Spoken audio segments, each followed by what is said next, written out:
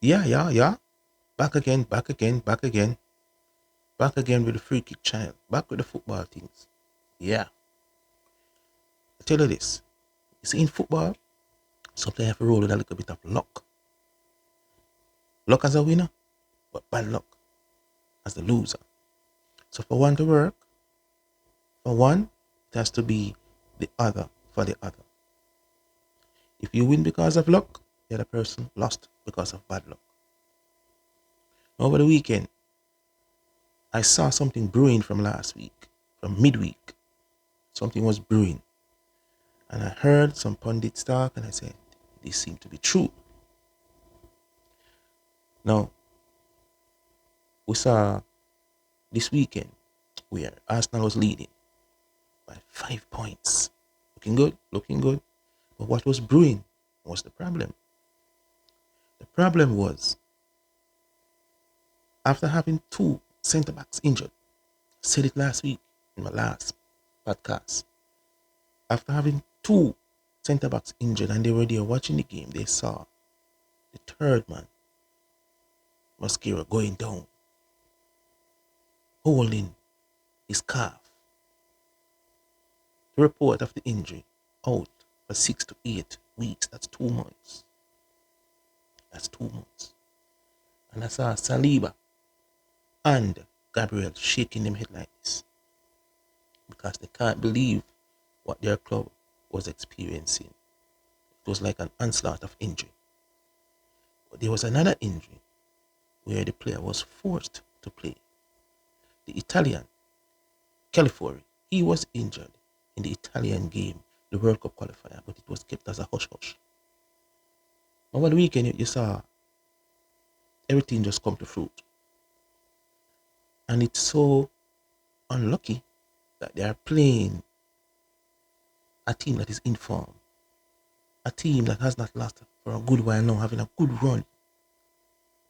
And that team is Aston Villa.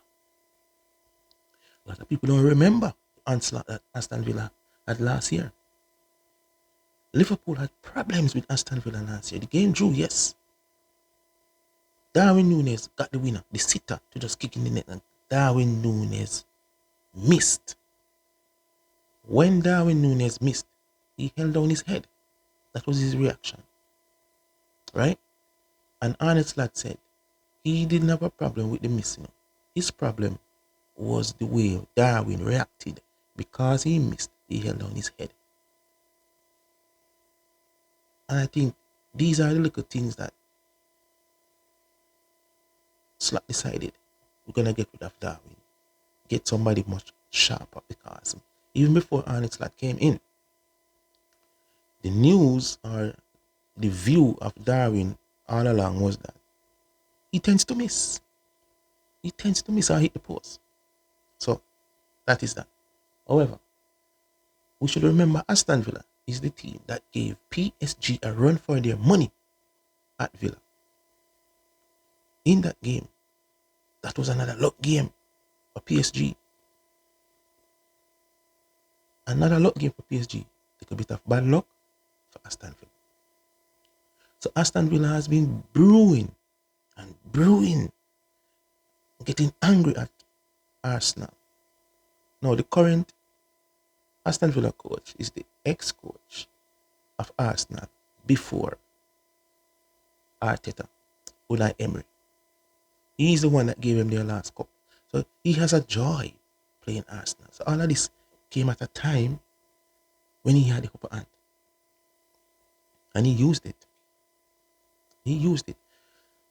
That lackluster performance from Arsenal is going to get worse. And this is why a lot of these players are not being rotated enough. Yes, you want the wins, but it's a long season. It's a very long season. Declan Rice is just merely walking. Odegaard is not ready yet. No, as I said, the whole backline is new. And in the next game for Arsenal, California cannot play for two reasons. California, he has an injury. He was taken out, right? And he was seen limping going through the tunnel. So he has an injury for one. And two, he got a yellow card. So after that accumulation of yellow cards, you cannot play the next game. You have to sit out one. So the whole back line is changed. Stones has to be playing right back. That's not Stones' game. Timber is actually in the middle now. That's not Timber game for Arsenal. Timber plays there maybe for the Dutch side, but not for Arsenal. I said Declan Rice is walking. Alright. So you need goals now. You need goals. Eze is the kind of player, he plays good this week, doesn't play good next week. Madueke, I don't know why they even buy Madueke. Right? Saka is playing too many games. One to one area. One area need to come get like a game. In quick and fast and can run left the ball. But I don't know, still Arteta just keep pressuring the ballers. No. You press Saka. You see Saka not playing. He plays the majority of the game. So all the time is gone with a man that is not performing. They just put on a man and hope so that man can perform. Anyway, so one area not getting in the game. Eze likes to play in that spot. On the right and the middle. Eze is playing left. Sometimes he plays left for Crystal Palace.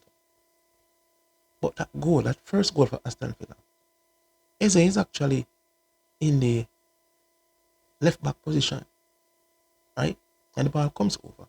He was a bit sleepy. Not in the game, not at all.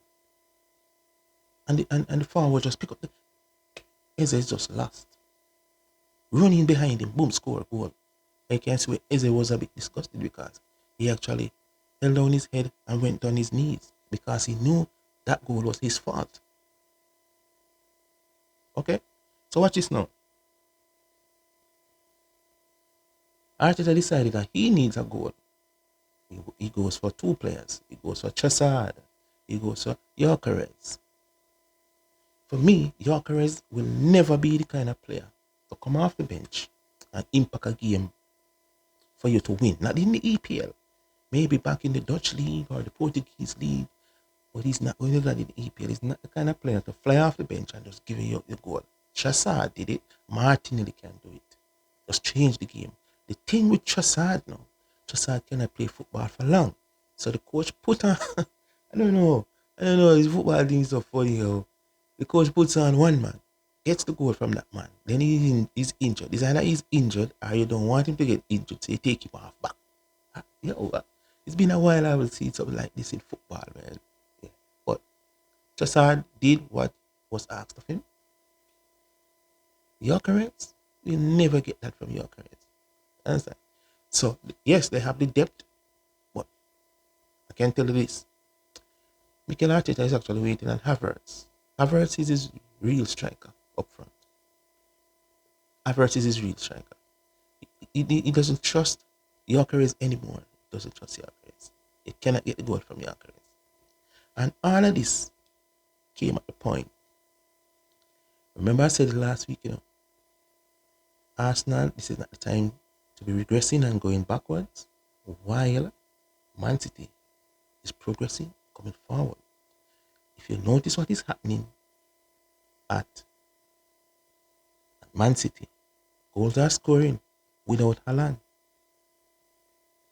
Goals are scoring without Haaland. As long as Phil Foden is fit, get back in confidence, it's going to be a problem. Now we see Cherky doing some stuff. Yeah?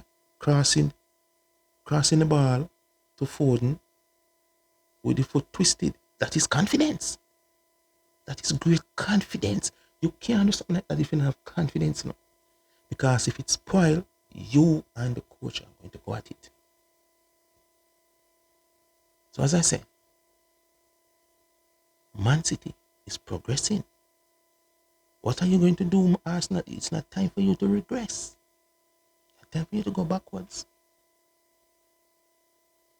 Aston Villa is there in the fight. And I don't think they are going to look back that easily. Because this team has been maturing from last year. Yeah. That's just how it goes. Another big problem for Arsenal is the coach. doesn't manage the players properly, and he doesn't know when to defend, when to attack. That's what I see with this coach. But let us see how he's gonna be against Leeds.